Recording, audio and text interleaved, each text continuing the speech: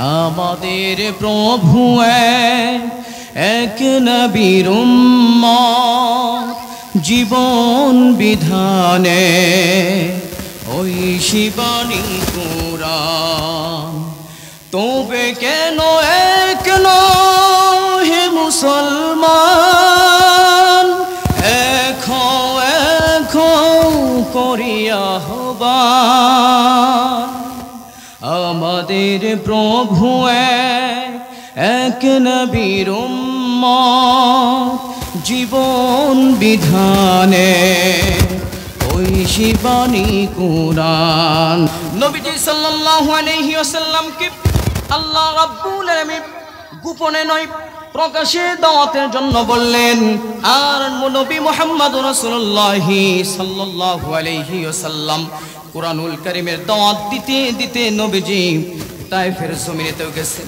তায়েফের জমিনের মধ্যে নবীজি এমন ভাবে আঘাত করেছেন, আঘাত করতে করতে নবী মুহাম্মদুর রাসূলুল্লাহ সাল্লাল্লাহু আলাইহি ওয়াসাল্লামকে এমন আঘাত করেছেন নবীজির দান মোবারক শহীদ হয়ে গেছে।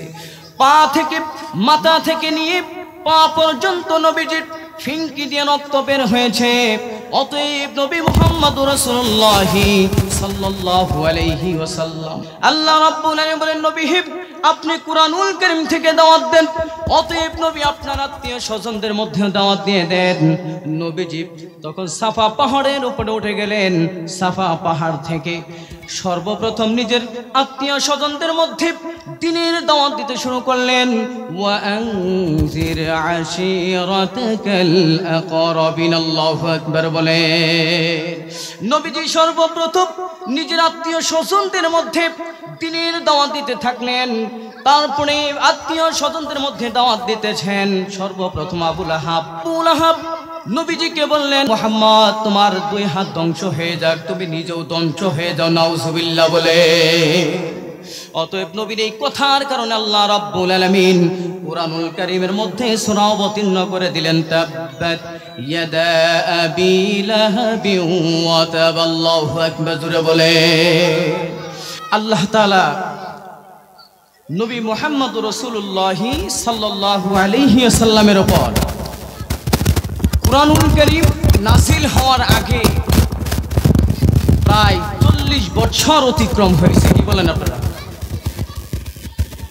তো 40 বছর পর্যন্ত নবী মুহাম্মদুর রাসূলুল্লাহ সাল্লাল্লাহু আলাইহি ওয়াসাল্লামকে ওই মক্কা জমিনের মধ্যে যত বড় বড় কাফেরের লিডার ছিলেন, শুধু সাধারণ পাবলিক থেকে নিয়ে একেবারে উঁচু লেভেল পর্যন্ত নবীজিকে সবাই মুহাম্মদ সাল্লাল্লাহু আলাইহি ওয়াসাল্লামকে আল আমিন উপাধি দিয়েছিলেন। কি বলেন আপনারা?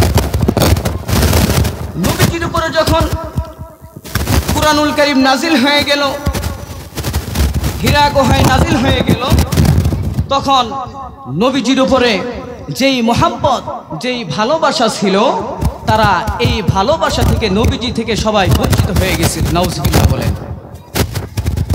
আল্লাহ রাব্বুল আলামিন নবীজির উপরে প্রথম কুরআনুল কারীম নাযিল করলেন।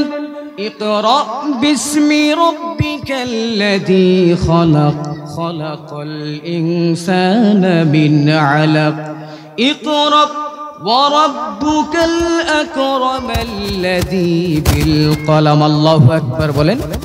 নবী মুহাম্মদুর রাসূলুল্লাহ সাল্লাল্লাহু আলাইহি ওয়াসাল্লামের উপরে কুরআনুল কারীম নাযিল হয়ে গেল। নবী মুহাম্মদুর রাসূলুল্লাহ সাল্লাল্লাহু আলাইহি ওয়াসাল্লাম নবী আপনি কুরআনুল কারীমের দাওয়াত দিতে থাকেন। নবীজি এই মক্কার মধ্যে আনাচে কুনাচে নবী কুরআনুল কারীমের দাওয়াত দিতেছেন। গোপনে গোপনে 3 বছর পর্যন্ত নবী দাওয়াত দিলেন। দিতে দিতে যখন নবীজি সাল্লাল্লাহু আলাইহি ওয়াসাল্লামকে আল্লাহর হাবিব মুহাম্মদ রাসূলুল্লাহ সাল্লাল্লাহু আলাইহি ওয়াসাল্লামকে বললেন, নবী বহু কষ্ট করেছেন, আঘাত পেয়েছেন, এবার গোপনে দাওয়াত দেওয়া চলবে না, এবার কাফের বেঈমানদের মধ্যে আপনি প্রকাশ্যে দাওয়াত দিয়ে দেন। সুবহানাল্লাহ। নবীজি সাল্লাল্লাহু আলাইহি ওয়াসাল্লামকে আল্লাহ রাব্বুল আলামিন গোপনে নয় প্রকাশে দাওয়াতের জন্য বললেন। আর নবী মুহাম্মদুর রাসূলুল্লাহ সাল্লাল্লাহু আলাইহি ওয়াসাল্লাম কুরআনুল কারীমের দাওয়াত দিতে দিতে নবীজি তায়েফের জমিনেতেও গেছেন।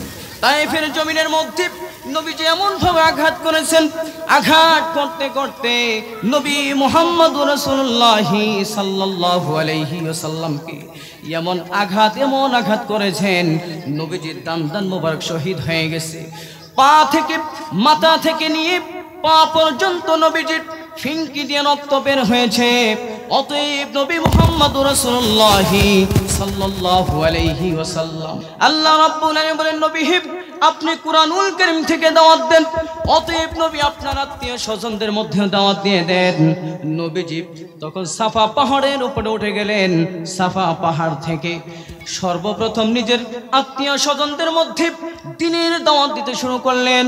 ওয়া আনজির আশিরাতাকাল আকরাবিন, আল্লাহু আকবার বলে নবীজি সর্বপ্রথম নিজের আত্মীয় স্বজনদের মধ্যে দ্বীনের দাওয়াত দিতে থাকলেন। তারপরে আত্মীয় স্বজনদের মধ্যে দাওয়াত দিতেছেন সর্বপ্রথম আবু লাহাব। নবী মুহাম্মদ রাসূলুল্লাহ সাল্লাল্লাহু আলাইহি ওয়াসাল্লামকে আবু লাহাব সর্বপ্রথম বললেন, মুহাম্মদ তুমি যেই কথাগুলো বলতেছো কোনোটাই সত্য হতে পারে না, তুমি এমন কবিতা শোনাইতেছো সম্পূর্ণ মিথ্যা। নবীজিকে এই কথা বলার পরে নবী এত কষ্ট পেয়ে গেলেন, এত কষ্ট পাইলেন। অতএব আবু লাহাব নবীজিকে বললেন, মুহাম্মদ তোমার দুই হাত ধ্বংস হয়ে যাক, তুমি নিজেও ধ্বংস হয়ে যাও, নাউজুবিল্লাহ বলে।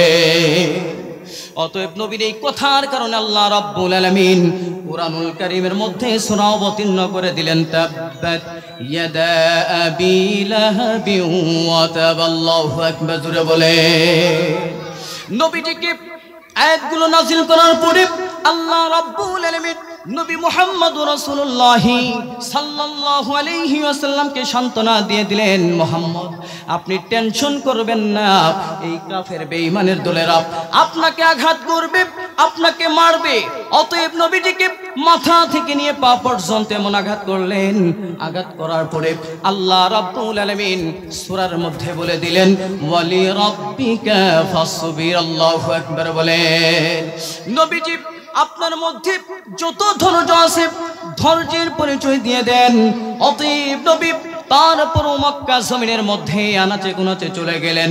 আনাচে কোনাচে নবীর আত্মীয় স্বজন থেকে নিয়ে যতগুলো লোক ছিল, বড় বড় লোক থেকে ছোট ছোট যত আম মানুষদের মধ্যে দ্বীনের দাওয়াত পৌঁছে দিলেন।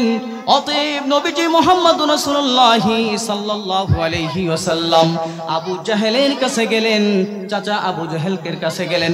আবু জাহেলকে নবীজি দ্বীনের দাওয়াত দিয়ে দিলেন। অতএব আবু জাহেল নবীজির কাছে চুক্তি করলেন, মুহাম্মদ তোমার ধর্ম আমরা 6 মাস মানব, আর সাথে সাথে তুমি আমাদের ধর্ম 6 মাস মানবা। এই প্রস্তাবনা দেওয়ার পরে নবী মুহাম্মদুর রাসূলুল্লাহ সাল্লাল্লাহু আলাইহি ওয়াসাল্লাম বললেন, চাচা আপনি যতবার বলেন না কেন আপনার ধর্ম মানা সম্ভব নয়। নবীজি আল্লাহ রাব্বুল আলামিন বললেন, মুহাম্মদ আপনার উপরে যেই কালাম নাযিল করেছি আপনি মক্কা জমিনের মধ্যে আনাচে কোনাচে শুধু দাওয়াত দিতে থাকেন, কে কালেমা গ্রহণ করবে কে করবে না সেটা দেখার টাইম নাই। নবীজি সাল্লাল্লাহু আলাইহি সাল্লাম এই মক্কা জমিনের মধ্যে এমন দাওয়াত দিতে শুরু করলেন, আবু জাহেলের চুক্তি মানলেন না। সর্বপ্রথম আবু জাহেল নবীজিকে প্রস্তাব দিলেন, মুহাম্মদ তোমার ধর্ম মানার জন্য রেডি আছি, কিন্তু শর্ত হলো নবী এই আসমানের উপরে যেই চন্দ্র দেখা যায়, যেই চাঁদ দেখা যায়, এই চাঁদ যদি তুমি মুহাম্মদ দ্বিখণ্ডিত করে দিতে পারো, আমি কথা দিয়ে দিলাম আমি আবু জাহেল তোমার হাতে হাত রেখে কালেমা পড়ব, সুবহানাল্লাহ। আচ্ছা এবার বলেন আবু জাহেল যেই কথাগুলো বলছিলেন সত্য না মিথ্যা বলেন?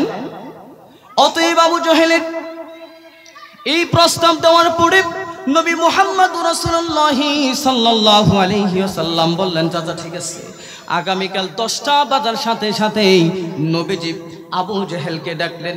নবীজি তার শাহাদাত আঙ্গুল আসমানের দিকে উঠাইলেন। উঠানোর পরে সাথে সাথে ইশারা করলেন, করার সাথে সাথে আল্লাহ রাব্বুল আলামিনের ইশারায় চাঁদ আল্লাহর জমিনের উপরে দ্বিখণ্ডিত হয়ে পড়ে গেলেন, সুবহানাল্লাহ। এমন সময় আবু জেহেল তার একটা মেয়ে ছিল, মেয়েকে বলতেছেন, মা তুমি কি দেখছো যে আসমান থেকে একটা চাঁদ মাটিতে পড়েছে এবং সাথে সাথে দ্বিখণ্ডিত হয়েছে? মেয়ে জবাব দিয়ে বলতেছেন, বাবা আসমান থেকে যে চাঁদ দ্বিখণ্ডিত হয়ে পড়ছে আমি দেখেছি, এবার কালেমা গ্রহণ করো। আবু জেহেল মুহাম্মদকে বলতেছেন, ভাতিজারে তুমি যেই চাঁদকে দ্বিখণ্ডিত করে ফেলেছ, আমাদের একটা কাফেলা শাম দেশে ব্যবসার উদ্দেশ্যে গেছে, অতএব ওই শাম দেশ থেকে আসার পরে তারা যদি বলে চাঁদ দ্বিখণ্ডিত হয়েছে, আমি মুহাম্মদ তোমাকে কথা দিয়ে দিলাম আমি তোমার হাতে হাত রেখে কালেমা পড়ব। তখন আবু জেহেলের এই কথা শোনার পরে নবী মুহাম্মদ রাসূলুল্লাহ সাল্লাল্লাহু আলাইহি ওয়াসাল্লাম আবু জেহেলকে বললেন, চাচা আপনি তো বললেন কালেমা পড়বেন, এখন আবার কেন পড়বেন না? অতএব আবু জেহেল নবীজির সাথে এমন একটা আচরণ করেছে, এমন কথা বলেছে যেগুলো মানা সম্ভব না। এরপরে আল্লাহ রাব্বুল আলামিন নবী মুহাম্মদ রাসূলুল্লাহ সাল্লাল্লাহু আলাইহি ওয়াসাল্লামকে বললেন, নবী আপনি টেনশন করবেন না, ইন্নাহুম ইয়াকিদুনা কাইদা ওয়া আকিদু কাইদা ফামাহিলিল কাফিরিনা আমহিলহুম রুয়াইদা। আল্লাহু আকবার, জোরে বলেন। নবীজি আপনার সাথে যারা বাটপারি করবে, আপনার সাথে যারা দুই নম্বরই করবে, নবী আমি সাক্ষী দিয়ে দিলাম, অতএব ওই কাফের বেঈমানদের বিরুদ্ধে আমি আল্লাহ রাব্বুল আলামিন তাদের সাথে দাঁড়াইব। সুবহানাল্লাহ।